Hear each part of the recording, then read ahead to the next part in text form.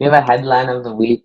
It's related to sports and the coronavirus, and patients across the nation is lowering. And obviously, we have it related to sports, canceling all the seasons. And I think Sujal is going to go more in depth about like how its effect on sports and fans across the globe.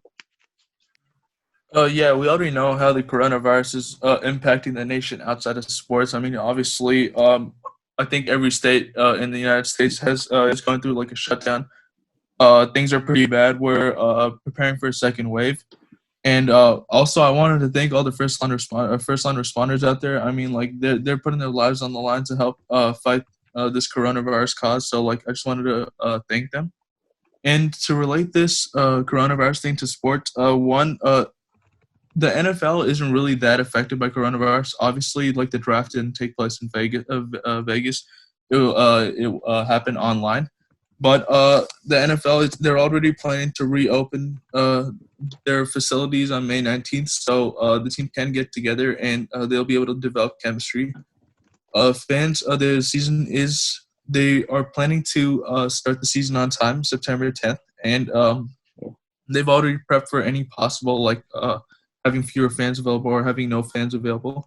And obviously it depends on each state because like each state is going through like different. They have different amount of like for example New York, it's like going through a pretty bad case of coronavirus, but other states are not as bad. So obviously the stadiums and when they open, they're gonna have to be in accordance with the state policy. But the NFL is planning to have OTA a training camp and the season start on time.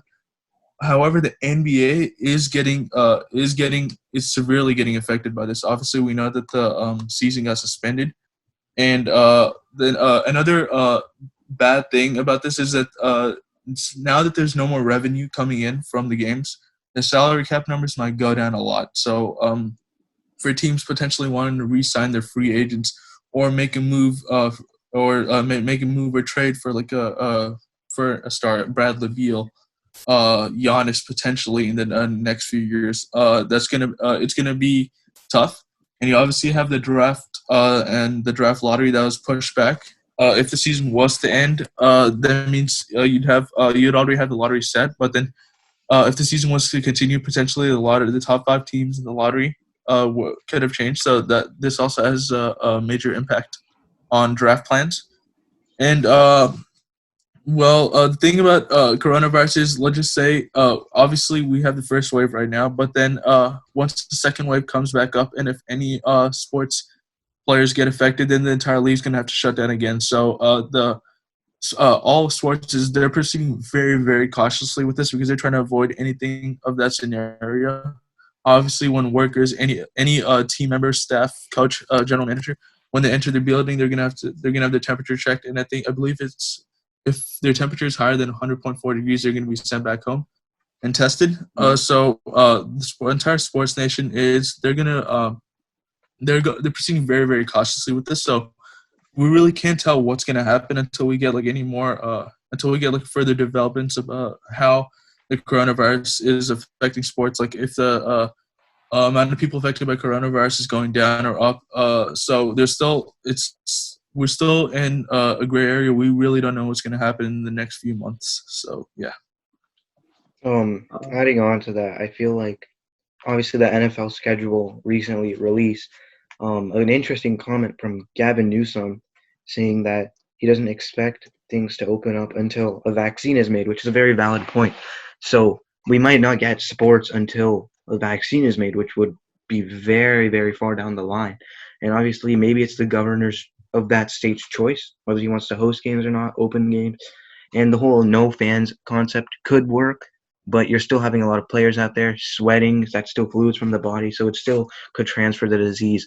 And going back to the NFL scheduling, there are contingency plans around the coronavirus. One including that each team has a bye week. Okay, so they get to not play that week.